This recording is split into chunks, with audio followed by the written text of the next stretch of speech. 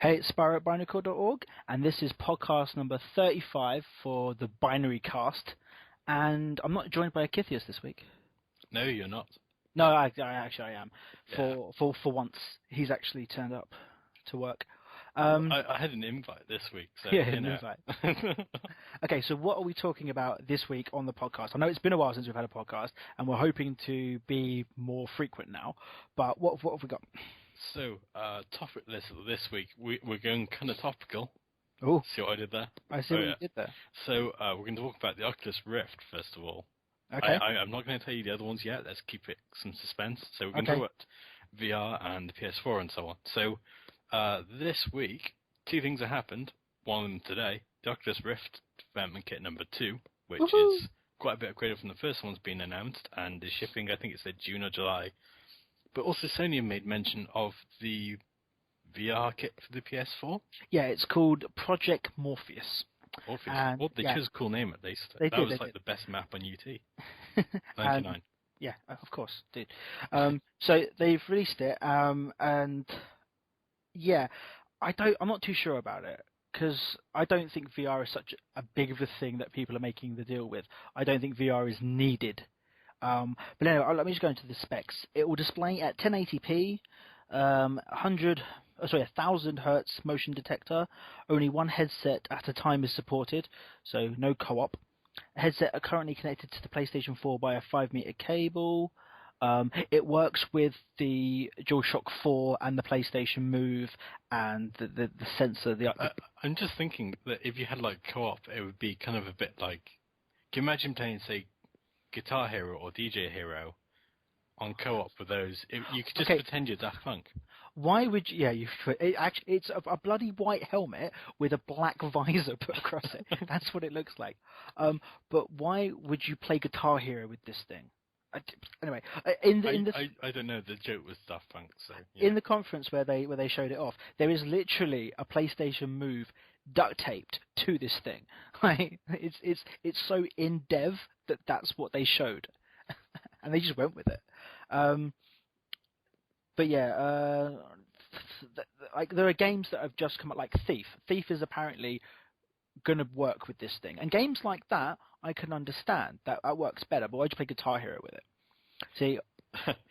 Yeah, I wouldn't seriously play Guitar Hero with it. It's like I find the whole concept really interesting, and watching like videos of people playing like Minecraft maps with huge buildings using them, and I would love to give it a go, but I just can't quite imagine playing, with one.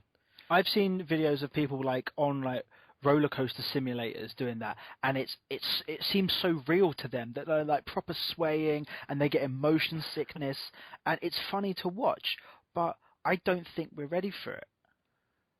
There was maybe I don't know. I mean, there's a video that I watched recently from Game/Show, the PBS thing. I'll put a link in the doobly-doo. You should watch it. He explains it quite well. But he goes on about how he doesn't think the world is ready for it. And I kind of agree with him, even if he doesn't have lenses in his glasses. But actually, quickly before we move on, there was a thing you mentioned Daft Punk before. It occurred to me, and someone else mentioned it as well, that what if the guys who are the two guys inside who are Daft Punk, what if one of them died and just no one was told and someone else replaced him, right? Because they don't take off their helmets when they're playing, you wouldn't know. And what if they both died and they replaced them both? Daft Punk could go on forever. Yeah. That'd be pretty cool. I think that'd be awesome. That would be pretty cool. It would be kind of like a mantle handed down from generation to generation of Daft Punk. And at no point could you identify when it changed. They're like, hey, they're either being a bit more experimental on this album or someone died. So back to the Rift and Morpheus. Yeah. The Oculus Rift is they don't want to work with consoles because they feel like consoles limit what they can do, whereas this PlayStation 4, obviously it's for the PlayStation 4, it's for consoles. Yeah.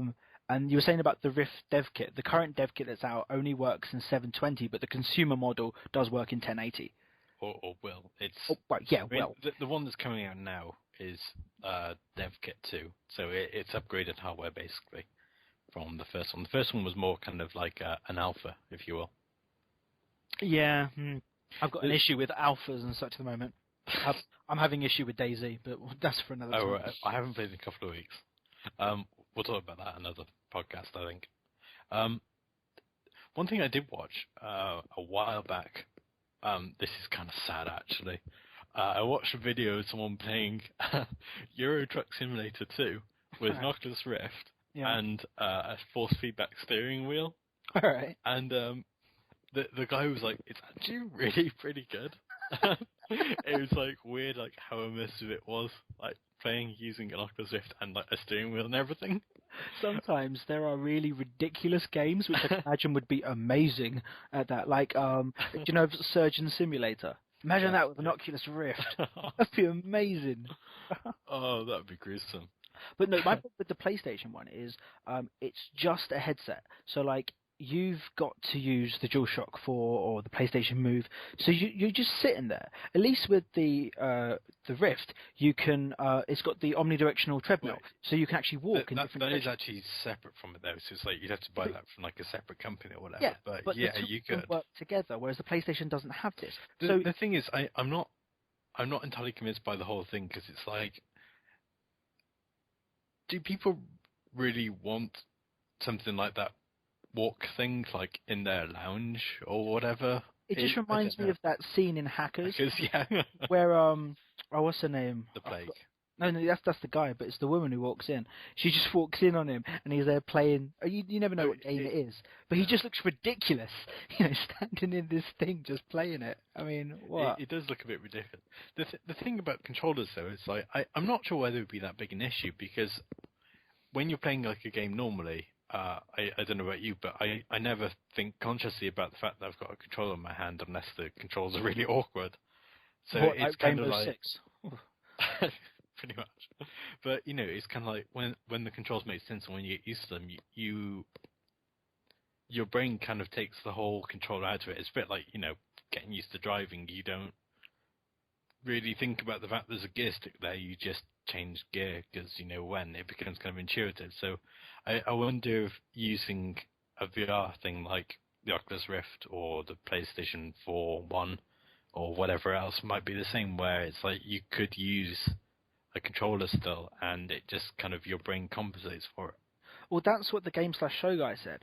I've forgotten his name, but it's that people who haven't done gaming before will find the Oculus Rift much easier to use than people who have gamed previously, because you're too busy there. You're too used to the mouse, the keyboard, the controller, and that's how you do it. When you go into the Oculus Rift, it's completely different, and so you've got to learn from scratch again. You've got to learn, and it's hard to get out of it. I mean, you've been holding a controller for so long, and then suddenly you're doing something else. It's like when you moved from the N64 to something else. That controller was a weird design, but you got used to it. It's got 3 parts that you're meant to hold. Depending on what game you're doing, you're moving about. Some games needed you to do all 3 at points. But then you move on to the traditional way of doing it. It sits in your hands quite nicely. I do just want to say that the person who designed the N64 controller was a sadistic bastard. Sorry, but it's true. I'm just glad they've redesigned the Steam controller because that seemed a bit fucked up. Adding on buttons and D-pad and getting rid of the touchscreen, which I think it makes more sense now. It does. In fact, let's talk about the Steam controller. The thing that I read on, I'm trying to think which. So it wouldn't be a Binarycore podcast if we didn't tangent a bit, No, it wouldn't. I think it was on Ars Technica. I read an article about the Steam controller, and they tried one out, and they're saying that what do you call them? The touchpad type parts. Yeah. Apparently it doesn't work that well, but it might just be kind of a getting used to thing because it's like, if you change between laptops, it's weird to get used to having a different one. So I think it might just be a case of getting used to it, but there have been some doubts about it. I intend on getting one when they're available. Yeah, I'd like to get one. I don't know what model I'd go for. I mean, I'm on about the actual machines at this point. I'd like to go for the machines because there are certain games that I can't run that well on my laptop via Steam, such as DayZ. So I would like to get one of the machines of a higher caliber than my laptop. Yeah. I'm going to be replacing my computer in a couple of months, so I may get a good enough one to work with certain games. I'm still kind of a bit jury's out on Steam machines and next-gen consoles for me at the minute, but I like the idea of what if/when they sell just the Steam controllers, I fully intend on keeping my desktop as it is, just plugging it into my TV and giving it a try. Yeah, no.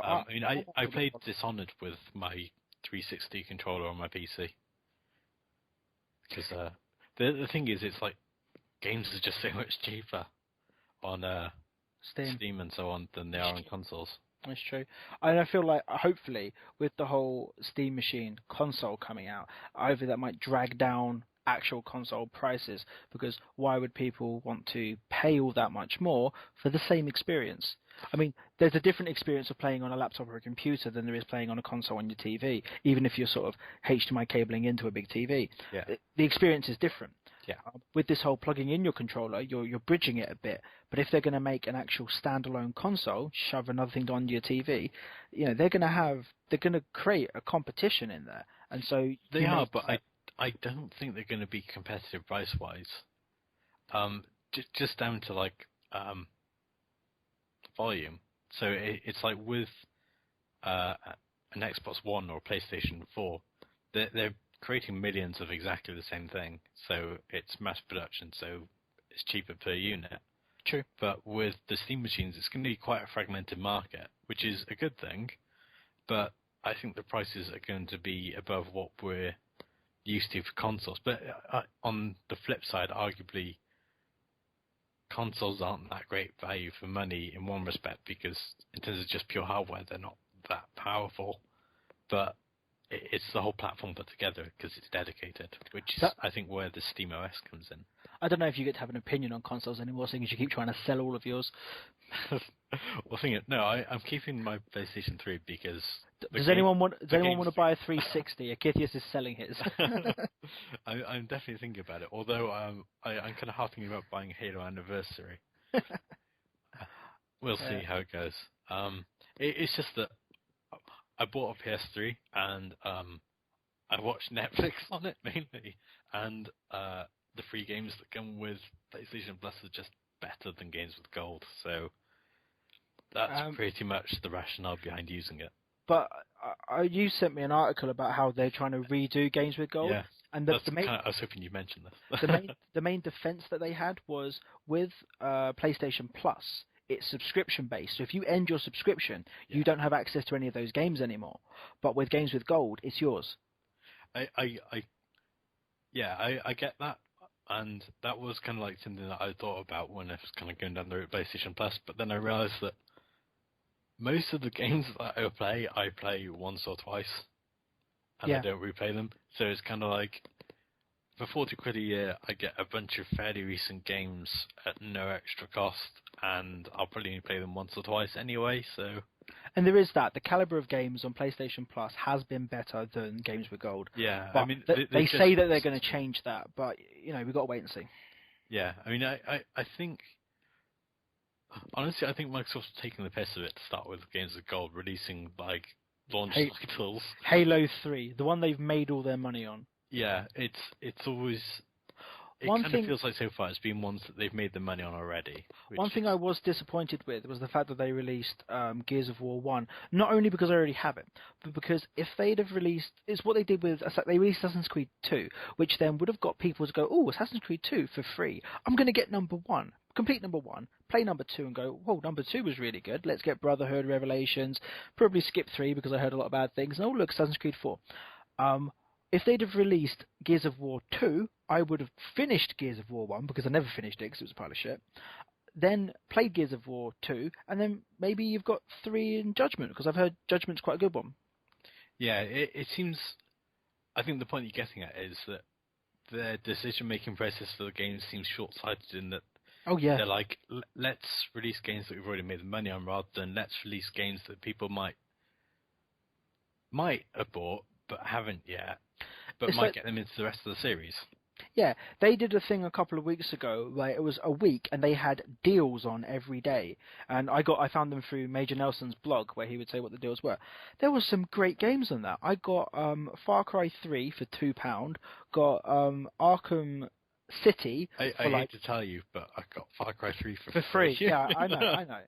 But yeah, but like it was nothing. It was no money in that, and I got like Arkham a City for a couple of pound as well. To which I am now going to get Arkham Asylum so I can finish that because I never finished it, and I got part way into Arkham City, and I'd like to finish that as well, and now I can because I've got it. So these deals that they did were really good, and it's like, where were these games in Games with Gold? If you're going to sell them for a couple of pounds, sure, you probably made a shitload on it because a lot of people bought them like I did, but I mean, come on. But the other part, the thing that really annoys me about both Xbox Live and PlayStation Network at the minute, or whatever it's called now, Sony Entertainment Network, maybe? Yeah, they keep changing their name. The thing that really annoys me is the prices of games. It is just stupid, utterly ridiculous. It's like, if you go on, say, the PlayStation Store, you can pay like 40 or 50 quid to get The Last of Us, or you can go on Amazon and get it for, I don't know, something like 20 to 30 quid now. Yeah, it's just like, why are they so much more expensive? And it seems like Uncharted 1 is still like 10, 15 quid on there. And that's a really old game. There's one that I looked at yesterday on the Xbox one. Let's see if I can find it. It was, Red Dead Redemption. They have reduced by 75%. And I was like, okay, reduced by 75%. How much is it now? £5. That's how much I got it from on Amazon, and that was the Game of the Year edition with all of the DLCs, and yet they're just selling the singular game. Yeah. And I was just like, that's ridiculous. It really is. I don't understand the pricing on them, and I actually wondered, do people pay those prices? I don't know.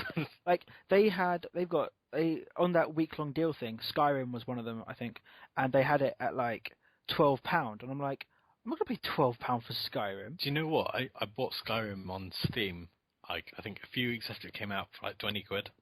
I already owned it on Steam, because I got the PC copy, and then they were doing a deal with the DLCs. Now, if I was to buy the DLCs by themselves, it would have cost me about £12. But to buy the game with all the DLCs, it cost like £8. So I now own 2 copies of the actual game and all the DLCs because it was cheaper for me to buy the game again. It's like, nuts, isn't it? It really is. Pricing is mental. I had the same thing with the Orange Box. Yeah. I'd bought like Half-Life 2 and Episode 1, and then I got extra copies of those with Orange Box, which I just gave away. And it's like, it's crazy to think that it's cheaper to buy the whole thing as a bundle than to buy the separate ones. But at least it's still a lot cheaper than games on Xbox Live or PlayStation Network. Yeah, but yeah, one of the best things about it, and it's really funny, is Adam Blaze bought Oblivion not too long ago. Elder Scrolls 4 Oblivion, and it was one of the games on the Major Nelson thing, and it was like £1.50. It was ridiculously cheap, and I was like, "How much did you pay for it?" And it was like a tenner. Like, I mean, it was Game of the Year edition, so you got the 2 DLCs, and apparently they're brilliant. I still have issues with this game because the leveling system on it was fucked up. Leveling system on Skyrim was pretty simple. You used that type of like spells or skills, and you leveled up, and then the leveling up within those skills works to your overall level. In Oblivion, it's you had to level up certain skills as major and certain skills as minor, and if you leveled up the wrong ones for your class or playing type, you technically underleveled yourself. That's what I did. I leveled up to level 2, and I didn't get any stronger, but all of the enemies did, and so I couldn't fucking do anything. That's like a game-breaking mechanic. It is. But there's nothing in it to tell you that. You'd think that using one of the set classes would be easier because it's a set class. No, that's harder. Make your own class in the class selection bit, and you'll actually do better. That's just a little bit nuts, really. Yeah. It's one of those games. Well, it's not one of those games, but it's one of those instances where you need to know stuff before you play the game. It's like playing Dark Souls. You need to know. There is absolutely no tutorial to that game, and there's absolutely nothing in the game that tells you what you need to do. There's a mechanic in it where people can leave messages on the floor for people who, in other games, go past it. Helpful hints like, oh, round that corner is a chest with this thing that will help you kill that boss. Oh, thanks, mate. That's great. Or you walk up to a cliff and it's like, jump off here. You jump off here and die. Because most people are dicks and don't leave you helpful messages. I had that. It was try jumping. I was like, all right, prick. That's trolling, definitely. Yeah. You're saying about like prices and deals and so on, and the one that you already know about, which I found quite amusing, was the whole Age of Empires 2 HD edition. Yeah. Where I think it was kind of taking the piss a bit, where they're charging 23 quid for it and the expansion pack, and basically it's a patch to make the game work on widescreen, and an expansion that's mostly written by the community anyway. And they charged 23 quid for it, and some people paid it, and I think both you and me got it for like 75% off. Yeah, a couple of weeks later. Yeah, it's just sort of like, it's crazy, like the pricing differences, but game prices are a little bit crazy sometimes as well. And I think let's save that as a topic for another episode, because we've only really been through one topic and we've got a few left. I've still got a few more things to say on Oculus Rift, actually. Okay. It's Oculus Rift as well as more so the PlayStation one, actually, because you have to use the controller. So it's, if anything, it'll be easy to use the Oculus Rift because there's no learning curve. But the fact that because you're still using the controller, you're doing the same thing. All you've basically done is brought the TV right up to your eyes. Now, that's the only difference, really. So you've got two screens, one for each eye. I have the point of, is that not bad for your eyes? Because you've basically brought the TV screen right up to your face. But you're not necessarily focusing that close. I suppose you are looking into the image. Yeah, middle distance sort of thing. You're looking past it into it. Okay, I guess that's right. But my point still stands. All you've done is brought the TV screen closer. Why is that so much better? I get immersion and whatever, but I don't think. To me, I wouldn't do it. I don't think it's worth it. Even if I had the money, wouldn't do it. I'd like to try it. There's a difference. I'd like to try it and judge from that. It's like, if I tried it and really liked it, then I would buy one, but probably wait until retail release though. But I need to try the technology before commenting on it, I guess. I don't think that... It's an interesting idea, but I've never tried it, so... I don't know. Jury's still out for me. I think it could be good, but it could also be a bit bad. So I think we've made our point here on the Oculus Rift and the PlayStation and issues with pricing. I think the main thing is that it's really interesting in terms of technology. Just don't know how well it will work. Oh yeah, I general. totally remember the point I was trying to make. I don't think it's needed in gaming. I reckon it will have more of a use elsewhere. I can imagine one thing that I think would be really awesome to do with one of those would be to use like Sky Map on one of them. It would be like having your own. I'm sure someone did like a virtual tour of like the moon or like Mars or something. That's pretty cool. Because you can hook it up to like Google Earth and things, and Google Earth's got imagery from like Mars and the moon and so on. Like just hook it up to Street View and just walk down your street. you could do that, but I was thinking, can you imagine it? It would be like having your own. Oh God, what's the word? Why can't planetarium? Oh yeah. And have like the whole kind of like the Google Sky Map application. Yeah. And have that and be able to like look around and sort of zoom in and so on. That I think would be very cool. One of the points on Games Show was it's not accessible to handicapped people with the Oculus Rift because of the trackpad and all that. But on the flip side of it, it makes things more accessible to handicapped people, as in people who are paralyzed. It allows them to walk around and experience certain things that they can't do because they're in a wheelchair or bedbound and stuff like that. Yeah. So the negative is also the positive. Sure. I wouldn't. The thing is, you could say that about a lot of technologies, really, that you could class it as a negative, that the way they work isn't necessarily good for someone with a disability. It's like if you look at... It was never built for them. If you look like a normal game controller, that's not great. But, people have built like their own ones, and there's a small company that does them, which is really quite taken off. This guy, I think he rebuilds controllers into like one-handed ones. It's really clever. Great idea. We had a podcast episode called One-Handed DSing, but it wasn't about what you're talking about. And sticking with the topic, but I don't think it's quite fair to judge against technology based on necessary accessibility. I think accessibility is something that's important. And yeah. I remember seeing this thing years ago where it was seems like a strange point to make, is just what I'm thinking. Yeah, it was about a kid who didn't have thumbs. I don't know if he lost them or he was born without them. But what they did is they performed surgery to move his index finger round to where the thumb would be, and it allowed him to play the Game Boy, basically. That was the point they were making. He can now be like a normal kid and play the Game Boy. And so, yeah, these things aren't designed for people who are not, with big air quotes, normal, you know. Yeah. But at the same time, I mean, I reckon the Oculus Rift could be used. I mean, basically, strap it on your head, and then if you're using a controller, any sort of controller will do, really. It doesn't matter what the controller is. So if it's like a special customized one-handed one, then fine. Sure. Because all it is just another display option. So rather than have like a TV, you have a headset. So if you want to look like Daft Punk and be completely antisocial, get an Oculus Rift or the Project Morpheus. So what's our next topic? What else have we got to talk about? Okay, our second topic then is the news this week about the universe expansion and the theory with being confirmed correct about, well, essentially the Big Bang. Well, yeah, so what it was is it's to do with inflation.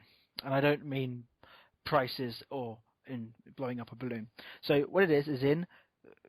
if I can get this exactly right. Inflation is the expansion of space in the early universe at a rate much faster than the speed of light. The inflation epoch lasted for 10 to the power of minus 36 seconds after the Big Bang. So pretty damn quick. And then after the inflation period, it continued to expand at a slower rate, which is still bloody fast. So that initial inflation then, I think you're saying was faster than the speed of light. Oh yeah, very much so. Which is that's kind of mind blowing. Yeah. So what? Although if it's relative, no, let's not even go down. No. So what it is they got the first images of gravitational waves or ripples. There's quotes there in space-time, which are the first tremors of the Big Bang. And something that I saw that I thought was quite good about this, there's a video. I'll see if I can put it in the links below.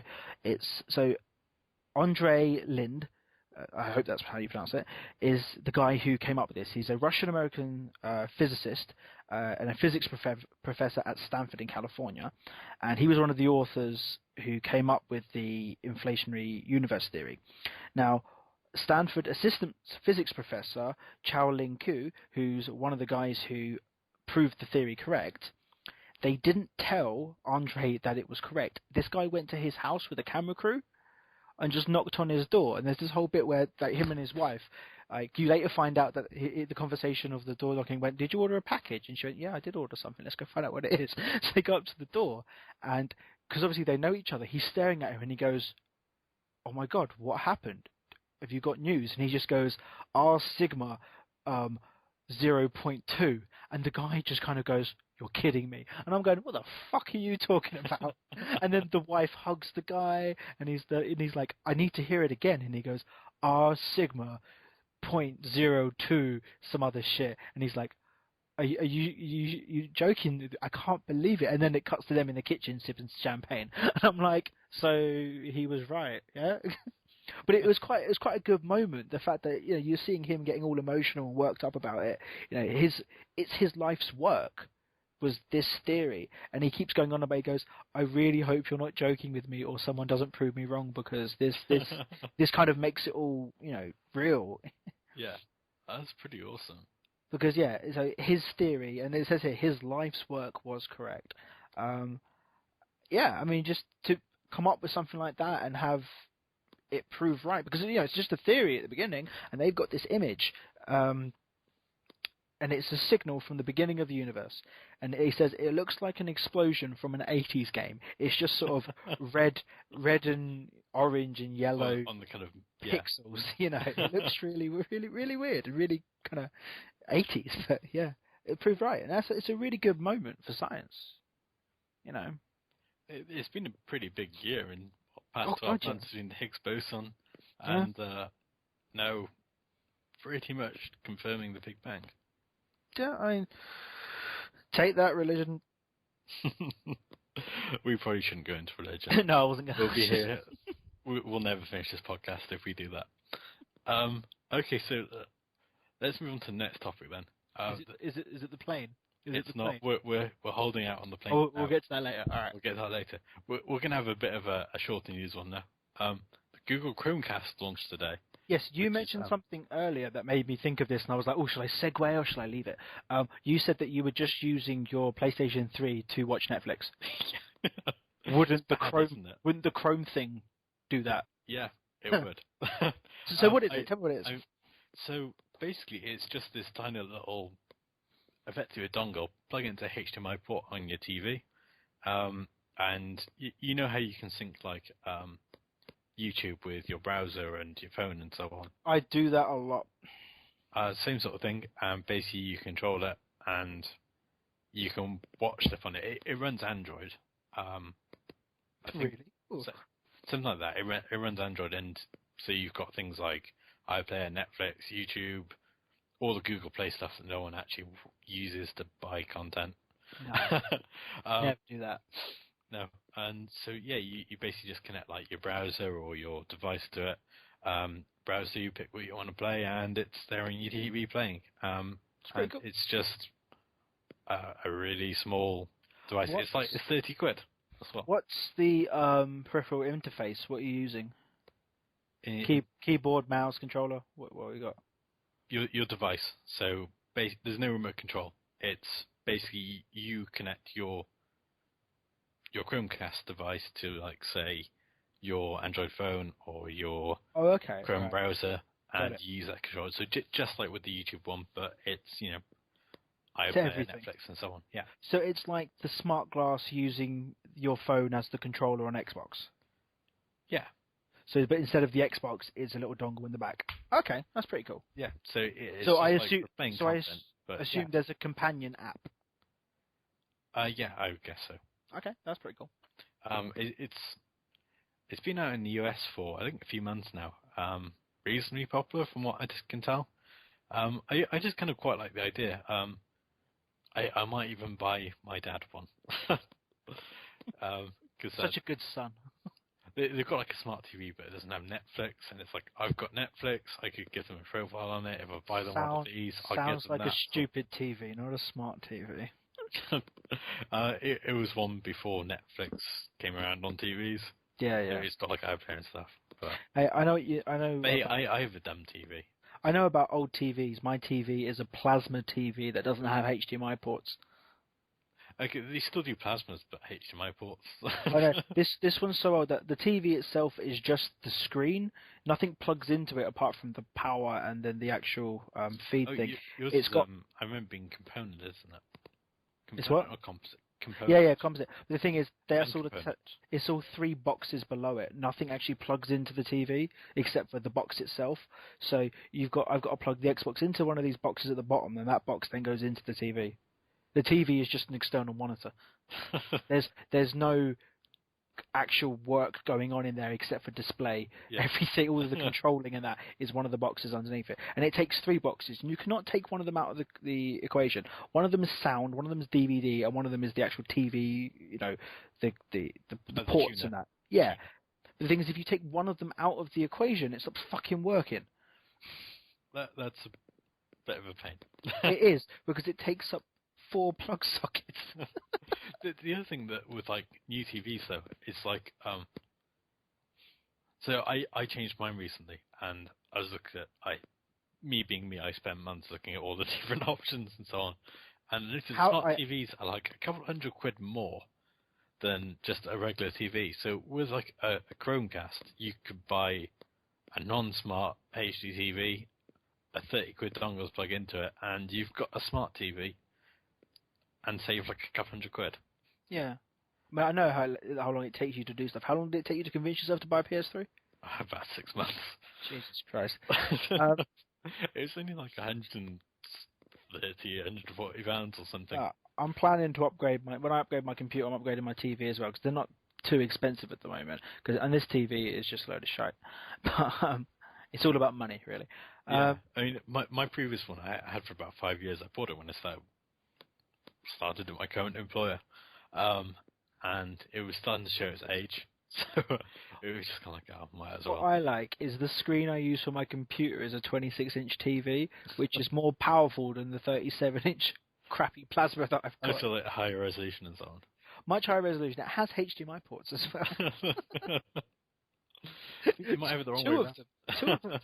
But it's a smaller TV, though. That's my thing. Yeah. And I couldn't plug my computer into the other TV, so I can't swap them around. Bit of a pain then. Yeah. So should we move on to the plane? Okay, yeah, this is a really interesting. Actually, one more thing before we get into plane.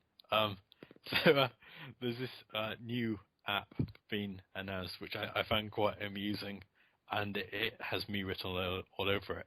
If it were available for anything but an iPhone, called Cloak, and basically, it scrapes all your social networks, finds out the location data of your friends, plots them on a map so you can avoid them. Wait, is it designed to avoid them or designed to find them? To avoid them. Okay, then it's perfect for you. The idea is that it's basically like an incognito app for people. So it's like, it goes on to like, it looks at your friends' Twitter pages, their Instagrams, their Facebooks, finds all the location tags that people often have on them, plots it on a map so you can see, like, it gives you a warning when there's someone nearby. Okay, now there's something like that I kind of wanted recently. Now, so I was going to this gig in London, and it was at a pub called the Water Rats. Now, I knew it was near King's Cross, but I didn't know specifically where it was. Now, I had Matt, so Lance, was at the McDonald's by King's Cross, and mate Twinks was at the actual gig venue. And I'm standing by King's Cross, and I've gone to Matt, where are you at? And he says, I'm at McDonald's. And I was like, well, which one? Because there's two. And he was like, oh, I don't know. I didn't know there was a second one. Now, we're talking through WhatsApp. And I feel like there should be this ability for me to go, all right, I'm talking to Matt, GPS on. He turns his GPS on, and it shows me on the maps where we are. They did used to have Google Latitude, which would have a location, but it wasn't very popular. So they ditched it. So, I mean, I figured out which one he was at. I was like, you at the one across the road or the one to the left? And he was like, the one to the left. So we went there. But then we're trying to find... There must be one... Someone's got to have written a chat one where you can do just that, send location. There must be one out there. So and then I had the idea. I know that the venue is over that way, but I could just then go to Twinks, talk to him. Oh, share your location or whatever on WhatsApp. I mean, Facebook have just bought this thing for what, 19 billion or something. Can't they put that sort of thing in? They're probably going to keep it separate. The reason I quite like WhatsApp personally, apart from its security's a bit questionable, but I like that it doesn't have loads of shit on it. Basically. Well, not only that, but it's quite minimal. So it's like it doesn't have loads of stupid IP. You know how like MSN of old used to have like things like winks and nudges and all that crap. Yeah. Like the horrible, the extra bollocks that are just for little kids. I like that WhatsApp doesn't have that crap. It has a fuckload of emoticons, but you don't really need them. And you just leave them off. Yeah, but and that's what I kind of like, is that they haven't gone over the top with like adding too many features and trying to always add more shit to it. It's just kept kind of quite streamlined. So my point being, I found the venue in the end, and it was where I thought it was, just down the road. But it just how much easier it would have been to have just been like, oh, Twinks, share your location. Oh, I'm there, and then just on Google Maps, I plot my route to that point. I mean, something that would be really, really cool is there was one of the XKCD comics was having GPS on a laptop, and it basically just tells you which direction to go in as you're walking. So you have like earphones in, it tells you which way to go. Yeah. Can you imagine having that? And it's kind of like you pick which of your friends you want to meet up with, and they all agree, and then it plots like the nearest place for all of you, and then that guides you all directly there. That'd be cool. So it would be like, oh, the three of us, we want to meet up. Where should we meet? And it just gives you directions. I thought you were going to say it will then direct you towards your friend, but if you're both being directed towards each other, we're like forwards, left. No, wait, right, they made a turn. Shit. I was thinking like triangulation, basically. So it's like you've got 5 people. What's like the most central point for those 5 people? I can keep thinking of loads of situations where I feel like this would be a really useful thing, like like a music festival, like Download or Sonosphere, one of these big places where there are a fuckload of people and it's a big site. Now I could be like, all right, I'm going to meet my friend by second stage. But second stage is still quite big. I don't know where they are. Share your location. Oh, you're right there. You can make it into a bit more fun as well by having like, rather than telling like exact directions, like it beeps quicker or slower depending on how close you are. A bit like, like parking sensors on a car. Or your and it's like you're walking in the wrong direction, the beat starts to get slower, and you walk in the right direction, it starts getting quicker. You're looking at your phone, it's going warmer, colder. And you're like, okay, I must go back the way I came. That would be pretty cool. Yeah. It would be more of kind of a maybe not so practical, but it would be kind of cool to try out. So are you basically telling me you're going to get an iPhone just to avoid your friends more? No, I don't need an iPhone to avoid everyone. No, you just had a 4-day weekend where you avoided everyone. Yeah, pretty much. At the time of recording, the plane we're about to talk about had not been found. Please don't let that hinder your opinion of this podcast. Enjoy. Yeah. Okay, so can we talk about the plane? So yeah, on to the last one after our antisocial chat bit. So this week, it's, I don't know, been more than a week now, maybe 2 weeks, because it was on Saturday. I went to pick up my mum from the airport. 8th of March, it went missing. Yeah. So I went to pick up my mum from the airport on Saturday, and she goes to me, "What happened to the plane?" And I was like, "Well, you just got off it." And she's like, "No, the other plane, the one that went missing." I was like, "Oh yeah, I heard about that. I don't know." And she goes, "What do you mean you don't know? It's been a week. Something must have happened." I was like, "I don't watch the news. I don't know what's happening." But talking to you earlier, you found out some stuff. What happened? So it's pretty interesting. There's some really fascinating theories on the BBC News website as well about it. So let me guess, in the comments section. No, there's an actual article where they've gone out and spoken to like people who actually know something, and it's like there's one in particular that's my favourite. Yeah. Bit of background first. So this plane took off, right, and it's a passenger plane, right? There were people on it. Yeah. So on these planes, the way they keep track of them is with transponders. So non-military radar basically works on transponders. So each plane has one end. It responds, tells the air traffic control where they are. You can get that app that will show you where planes are. There's websites and all sorts as well. It's pretty cool. So like you can track them live. Yeah. Yeah. So you could be following this plane, and then suddenly, whoop, it's gone. There's ones like boats as well, and you can even go as far as running your own station that will track boats. Yeah, but okay. So the thing about this plane is its transponder went off, and that's why people thought it was a hijacking, right? Well, it's a little bit more weird than that because normally they wouldn't turn it off for starters. So it was turned off, is basic thing, and all the conversations before that were perfectly normal. But then it got picked up at a location a couple hundred miles at 90 degrees to its original flight path by a military radar, and so within a few hours after it went missing as well, there were transmissions from the engines like automatically sent back to, I think it was Rolls-Royce. Just data on how the engines are working. Yeah, because the engines transmit as well, even if the transponder doesn't. Yeah. And it's hard to turn those off, seeing as they're outside. Yeah, so that was the really weird bit, was the fact that the plane effectively went dead silent and then was seen on radar for a bit, military radar, and then just disappeared. But it was still flying at some point. So there's a few theories. Just first off, where was it when they got the last signal? It was 40 minutes off after takeoff from Malaysia, and then the last signal was another almost an hour after that. But over where? So that was a weird bit. So it took off from Malaysia going basically northeast, and the last signal was actually pretty much northwest of where they took off from at a similar sort of distance. But So I mean, like, it are they was just over a bit land or are they over water or what? over water, Shit.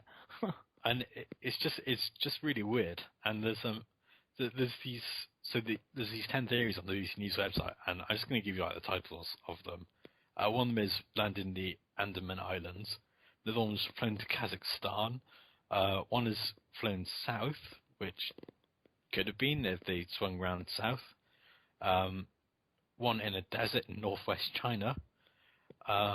One flown towards Langkawi Island because of fire or other malfunction. The plane is in Pakistan, possibly.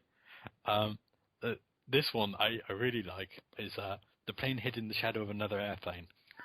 And this is fantastic because I read a book a while back called by, of all people, my favourite author, Neil Stephenson, called Reamdy. And in one part of it, a plane that they're on hides underneath another plane to avoid radar. Okay. And it turns out to actually be a completely legitimate way of... It would work, basically. And No, it's kind of like, so understand if that. they flew like close enough underneath another airliner or a bigger airliner, then it would appear it's just one item on like military radar, and because the transponder's off, it would only appear to be one as well to civilian air traffic control. So The only way you could see it would be looking out the window. yeah, pretty much. I'm sure I've seen this on like I don't know, like sci-fi films where they've done that in like space, where like the ship has flown just underneath another one as a shadow, and even in Iron Man 1, you know, where he clings to the bottom of the plane, and they think he's disappeared, and no radar or anything showing him up. He's like, he's on the bottom, he's on the belly of your plane, shake him off. It's pretty cool. I like that theory, but it's just a theory. I like it just because it sounds cool. The way that it's explained makes it sound ridiculous. Yeah, like the it title. sounds like the plot from a film. The one I'm releasing tomorrow. Yeah. Oh, sorry, that was a different recording. Doesn't make sense to anyone, does it? Don't worry about it. In joke. Like, there's 3 other ones though that were interesting as well. Okay, One of them was like there's a struggle, which is a bit weird. One was that the passengers were deliberately killed by decompression, which is pretty rough. Yep. And another one is that the plane has been landed somewhere hidden and will be taken off again at some point and used in a terrorist attack. Although Al-Qaeda did comment something along the lines of, no, we didn't take that plane, but we'd be really happy if we had. Yeah, we didn't do it, but we kind of wish we did. Pretty much, yeah. American pig dogs. You have to end all of their transmissions with "you American pig dogs." Fair enough. Yeah, So, it's a really interesting one, and honestly, no matter what theories are favourites, so on, right now no one knows. We don't know whether it's been landed somewhere, whether it's been hijacked, whether it's crashed, whether it got destroyed in midair, whether there was just system errors. Then nobody knows. It's a complete mystery, which is kind of probably why it's such a big story, is that the whole mystery, and it's really weird. I can't wait to find out. Though I hope it's not that it will take off soon and be used in some terrorist attack, because that would be kind of a bitch thing to do. But like, it just turns up somewhere. Maybe it's crash landed on an island and they're making a civilization for themselves, and there's polar bears.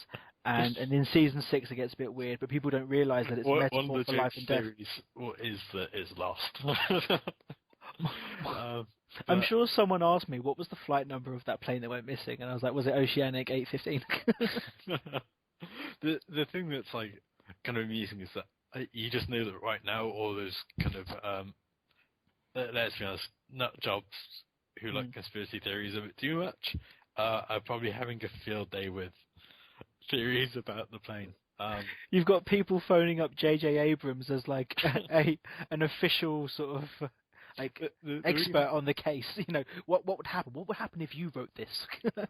There's like the whole like armchair hunter type thing going on as well, and like people on Reddit sort of like trying to track down the plane by looking at like aerial imagery, and so, some of them, like some people found a plane, and it turns out it was just like a photo of a plane that just happened to be from many months ago, and it's like, Well, yes, it's not real time.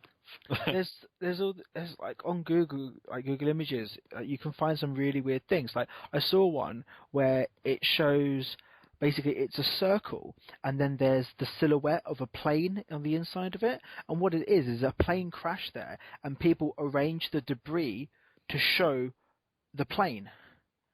Yeah, But it's the absence of the plane. The debris is the circular area around it, and it's just like, people saw this on Google Images, and it looks pretty cool. And there was loads of them. It was like the top 20 weirdest things on Google Images, and some of them were freaky. Like, what the hell is that? It's just some random shape in the desert, and no one can explain what it is, but you can only see it if you're zoomed well the fuck out. Yeah, there was an article about that one as well, which is quite cool. Oh, the one I saw about the plane one. The graveyard plane thing, yeah.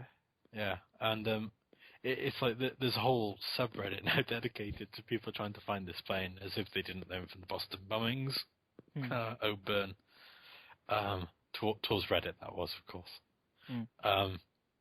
But it's like it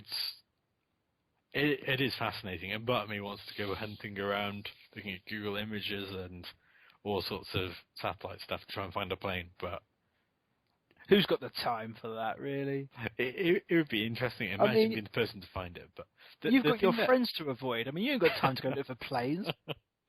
The thing that really astounds me, though, and it's almost crazy to think about, the fact that this metal tube full of high technology and meat sacks. Don't forget, it was full of meat sacks as well. And meat sacks. Full of technology, flying around. The world's pretty connected, and the fact that we can lose one is just, that is so weird. Though you say that, in America has made like 50 F-117s, the stealth fighters. Yeah. They know where 49 of them are. Yeah, seriously. Or so they say. Well, yeah, but it was. They're not exactly about to tell anyone if they accidentally crashed one in North Korea or. True.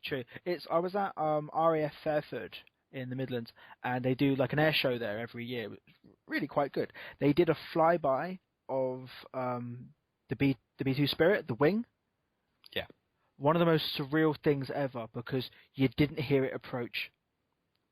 That's pretty cool. It's off in the distance, and you can't hear it. And then suddenly, it's flanked by two F-15s, Bobcats, and they're what I heard.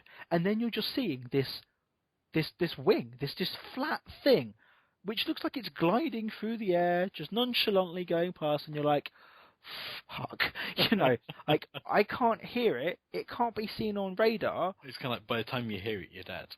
Yeah, and the thing about, especially with the F-117, the way the design of it is so unique that if you were to put a matchbox on the wing of it, you've ruined the stealth. It's just like such a. It's so specific, that shape, that if you were to change it, even just a matchbox, it doesn't work anymore. Right? It's mad. Like, and you can just lose the things. So it's like I never cease to be amazed by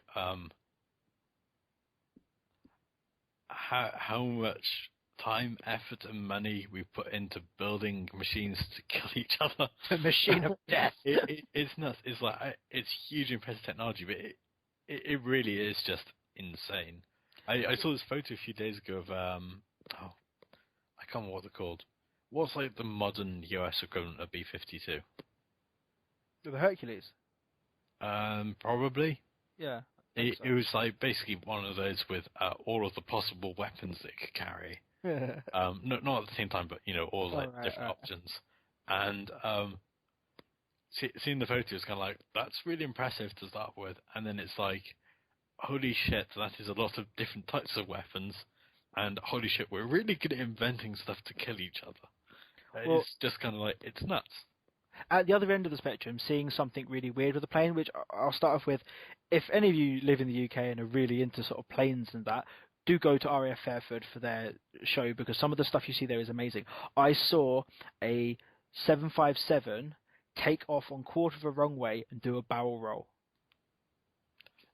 Whoever was flying that had like the biggest balls in the world. Right, they emptied everything out of this plane. It was basically empty apart from the two guys in it. Even if there were two guys in it, it might have been on fly-by-wire for all I know. But yeah, quarter the wrong way because it was so light. It didn't need anything more, and it did a barrel roll. I was like, "Fuck me, that was amazing!" I can't explain just how brilliant that was. That's pretty nuts considering like the size of it as well. Yeah, that's pretty cool. They tried to do the same sort of thing with I think it was a Hercules, but they just got it to kind of go almost over the top, like how far like a swing would go, and I was just like, even that is impressive, fuck. It's quite remarkable, like aerodynamics are just so weird. It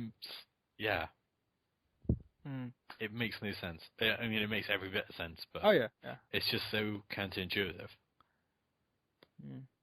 So I've enjoyed coming back for a podcast. It's been far too long, and I can't wait to do more of these. Yep, we will have.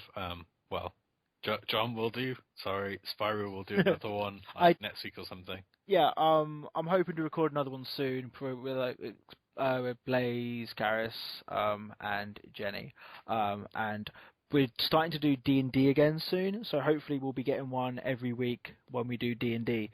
So that'll be quite good. Most importantly, what's my excuse for not being on the next podcast? You can't preempt your excuses, man. I have to give them out on the day. But I'm liking the one to do with cows, aren't you? So it turns out that Magical Trevor has disappeared another cow, and he couldn't bring it back. So Akythius has been called in due to his expertise in transdimensional cattle. Don't ask. I think that's that was what I was going to say at the beginning of this one, to the reason why you weren't here, but we'll use that next week. And I was here. And you were here, of course. But yeah, so we are bringing back D&D. I'm not sure when, probably a couple of weeks, because I'm DM this time, so I've got to write a load of crap about it. I've got a good storyline up, and I'm going to try and record every episode, release as the podcast like we used to. I tried doing video, but it was 52 gig for an hour. That's quite a lot. Quite a lot, huh?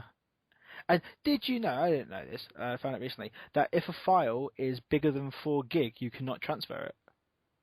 It depends on your file system. Yeah.